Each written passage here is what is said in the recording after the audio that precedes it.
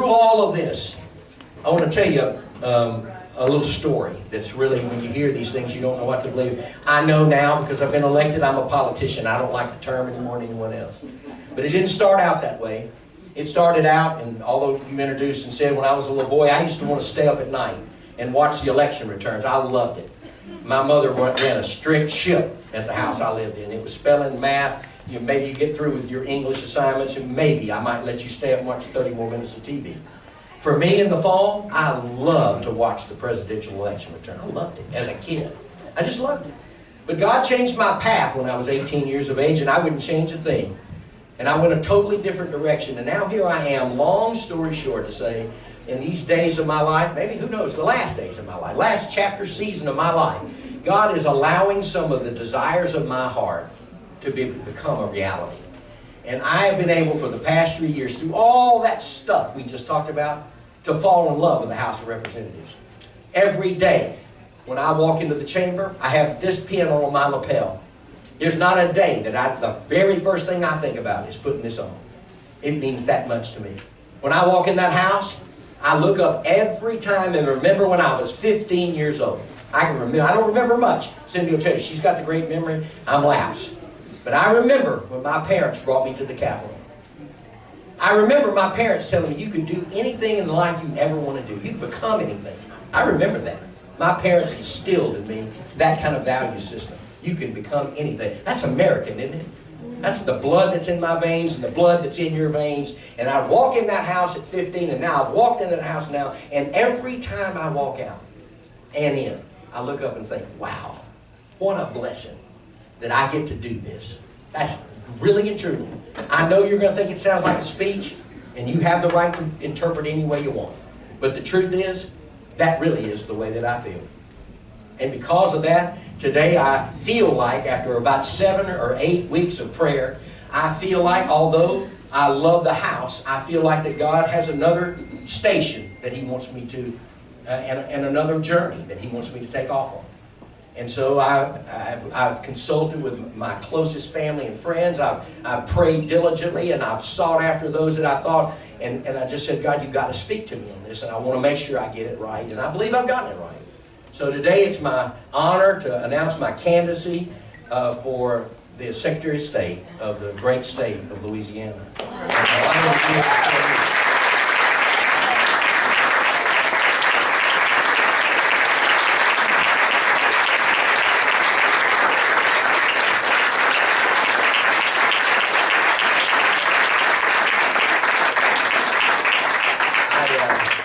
This is the way I want to start this. I know it's a little warm, but I only do these things a couple times in life. Would you ever do something like this? So please bear with me for a minute. Can I have a couple of minutes before we break out into more sweat than our sweat breaks out in sweat? I want to dedicate this campaign on the very first time I stand up. I want to dedicate this campaign to my wife, Cindy.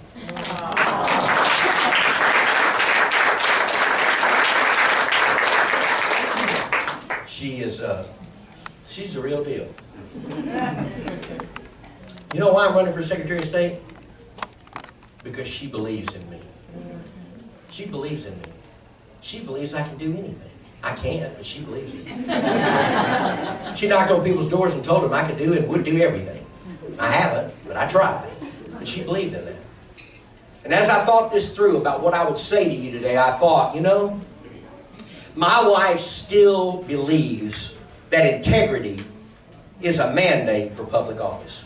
That's what my wife still believes. She believes that integrity is a mandate for public office. So I promise you today to think that through. The word integrity, I like simple things. I like things I can understand quickly. Integrity means it's the person you are when no one's looking. That's what integrity really is. Anybody can fake somebody out in the public. We can all do that for a period of time, right? But it's who you are behind closed doors. It's who you are with your family. It's who you are with your friends and people you go to church with and people you live your life with. That's what real integrity is. And I wanted to say this critical statement about this particular office of such vital and great importance. I wanted you to hear this today. It's as much about the who you are as the what you do. I don't want to say that the office is not important. I want to say, and I'll say a couple of minutes about things that are important, and I'll get to that in just a second if you'll allow me. There are some real important things that the Secretary of State office does and is responsible for. It's a constitutional committed office. So it's vital importance, don't get me wrong. But the who you are, in my opinion, is even of more importance. And I want to be that man for my wife today. I want to be able to say that there's several things I want to be able to say when you make a decision about who you're going to support and who you get behind and who you'd be willing to knock a door for or make a phone call or pass on a Facebook video. I want you to know I'm the son of Richard and Elsie Edmonds. That's who I am. I'm an only child. My parents are in heaven today, but you know what? They taught me values that I couldn't have bought. That's who I am. I want to tell you today that I'm Cindy's husband. 44 plus years. We fell in love. What a story. You're not going to believe it. You're going to say that's just a political story. My dad and her dad were best friends in high school in Plain Dealing, Louisiana on the border of Arkansas. My dad was a little short. Can you imagine that? A little short. Imagine that? Quarterback of a little football team. Her dad was a big strapping fullback. All my dad had to do was turn around and hand it to Hawkeye, J.B. Harville. That's all he had to do. And he'd bust through the line. He went on and attempted to play. Hadn't been for an injury. He attempted to play for Louisiana Tech Bulldogs. My dad was the son of number 7 of basically the poorest people you'd ever meet in the world. They had nothing. So he came to Shreveport, Louisiana, and went to work at the factory in Libby Owens Ford Glass Company. And for 27 and a half years, he held a hammer in his hand and built boxes for auto glass windows. And there's never a day I've ever lacked a thing, not one. My dad took care of everything I ever needed, always. So what a family I've grown up in. You know what? I'm the father of Richie, Jay Ben, Ryan, and Zach. 3 out of 4 of them are in this room today. If the 4th was here, I could say for all 4 of them, they're my best friends. They are. We hang out together. We watch and argue over LSU football all the time, especially me and Jay Ben. We hang out with our kids around the pool. We cook and barbecue. We don't fake family. We are family. I don't mean that arrogantly. I mean that honestly before God to say how grateful and thankful that I am. See, I believe that my wife is correct when she says integrity is a mandate. And you can see how one lives their life. And I'm asking you to look into my life. I want you to. You know what? I am pops to Sullivan and Ramsey and Stella and Pierce, Reese and Beecher and Emma and Graham. That's who I am. I'm pops. That's who I am. They walk in the door. Sometimes I get a hug. Sometimes I don't. Cindy always gets the hug. I'm a Christian. That's who I am.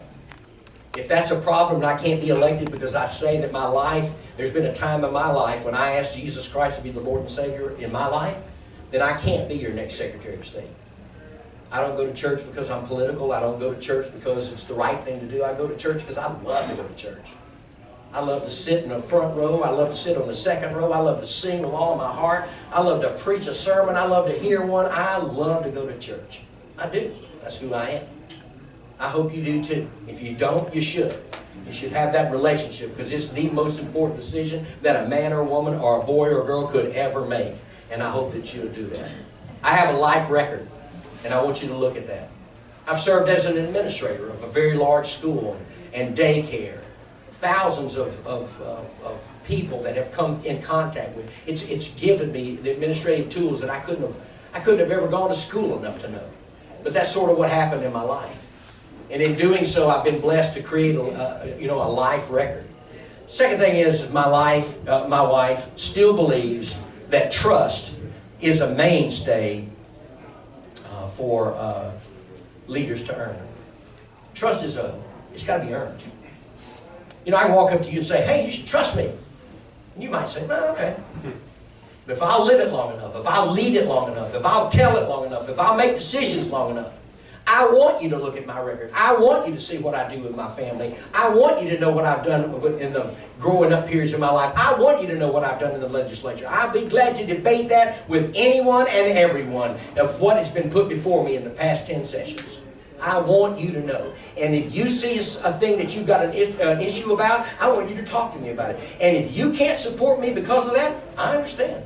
And I'm okay with that. But I am blessed to have been able to build trust with people. My colleagues, I believe they trust me. I believe that the business community in this area and other parts of the state, I believe they trust me. I've not given them a reason to trust me. And I'm not going to give you one to not trust me. I want to take the Secretary of State's office to a place that it may not have been in a long, long time. I want to take it to where you look up and say the Secretary of State's office is a shining light.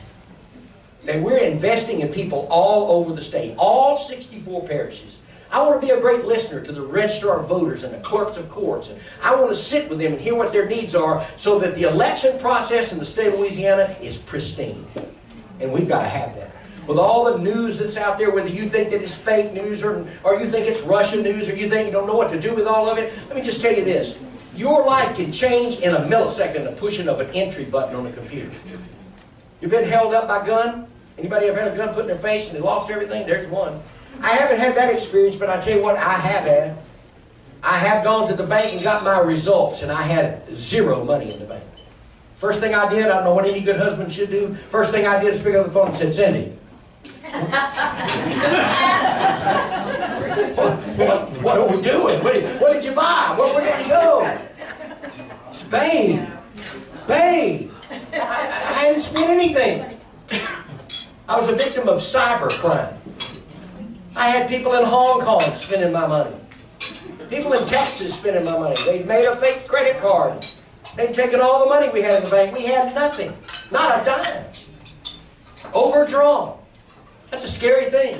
That's called cyber crime. Well, guess what? Somebody could steal and ruin our elections, and I want you to know as your Secretary of State, I will not let that happen. We will hold honest elections, thorough elections. Our data will be pure. We'll have the finest voting machines, and we're going to have to replace them all under the tenure of the next Secretary of State. And I promise you, nobody will outwork me as your Secretary of State. Nobody. I will work hard every day. In fact, we're a team.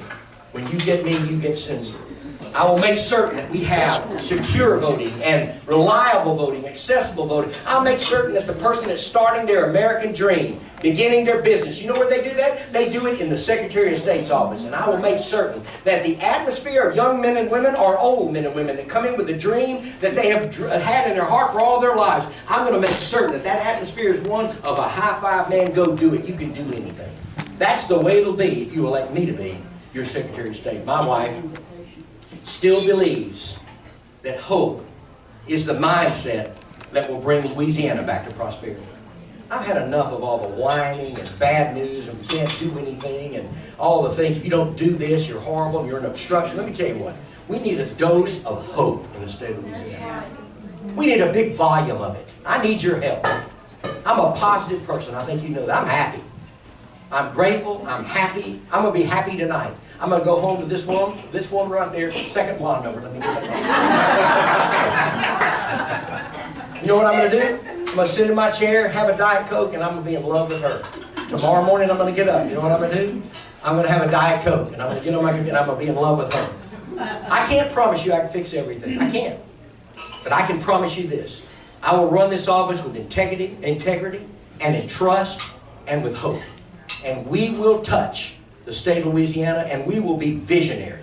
And we will look up and say not what we can't do together, but what we can do together. And I promise you this, if I can't change it by myself, I will wrap around people not only in this office, but people in a variety of offices to say we will build an allegiance of men and women that will be so determined that we will not give up, pack up, or quit until we reach that goal. Ladies and gentlemen, I desire to be your next Secretary of State. And I ask today for your humble vote and your support. And I want you to know this above everything. Regardless of this election, win or lose, I will do everything that's within my power to bring honor and dignity and strength to this campaign. I love you and appreciate the opportunity to be here at any time. You know, I'm so very grateful to the women of Louisiana in particular here and what you mean to me.